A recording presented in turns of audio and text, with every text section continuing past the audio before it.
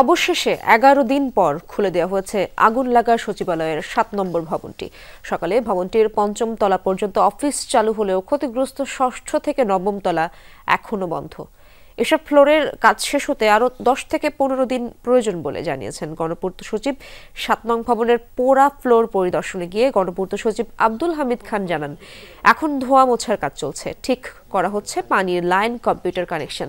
আগামী 10 থেকে 15 দিনের মধ্যে আগুন লাগা 4টি তলায় কাজ শুরু করা যাবে। শ্রম সচিব জানান, মারাত্মকভাবে 5টি ফ্লোর ক্ষতিগ্রস্ত হয়েছে, তবে এর মাঝেও মন্ত্রণালয়গুলোর বাইরের অফিসে কাজ চালু ছিল। তবে যেভাবে ক্ষতি হয়েছে সে অনুযায়ী স্বাভাবিক অবস্থায় ফিরে আসতে কিছুটা সময় লাগবে।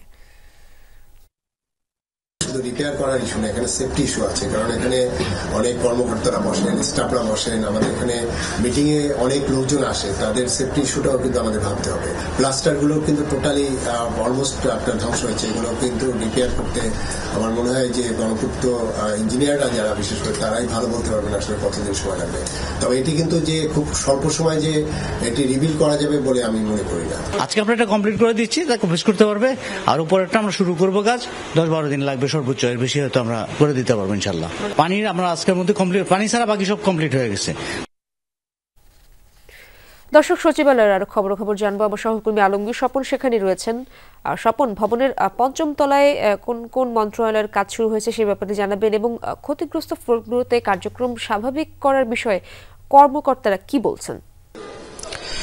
যেটি হলো আপনার 7 নম্বর ভবনের যে নিচ থেকে 5ম তলা পর্যন্ত আর্থিক প্রতিষ্ঠান বিভাগ, স্থানীয় সরকার মন্ত্রণালয়ের একটি ফ্লোর আছে, শ্রম মন্ত্রণালয়ের একটি ফ্লোর আছে। এই সব ফ্লোরে আপনার কার্যক্রম শুরু হয়েছে, কিন্তু স্বাভাবিক যে কার্যক্রম সেটি এখনো শুরু হয়নি, কারণ এখনো এখানে ইন্টারনেটের যে যোগাযোগ, তারপরে আপনার পানি নিয়ে যে যোগাযোগ, পানির যে ব্যবস্থা, তারপরে এগুলো কিন্তু এখানে এখনো চালু হয় নাই। ফলে কর্মকর্তা কর্মচারীরা অফিস করছেন, কিন্তু এই অফিস করছেন কিন্তু তাদের যে কার্যক্রম সেটি এখনো পূর্ণাঙ্গভাবে শুরু হয়নি। আমরা যদি বলি, আপনি এখানে দেখতে পাচ্ছেন যে তারা এর বাইরে কিন্তু তারা আগুন লাগার যে 11 দিন, সেই 11 দিনে কিন্তু আপনার যেটি হলো যে তারা যে দপ্তর অধিদপ্তর আছে সেসব জায়গায় অফিস করেছেন।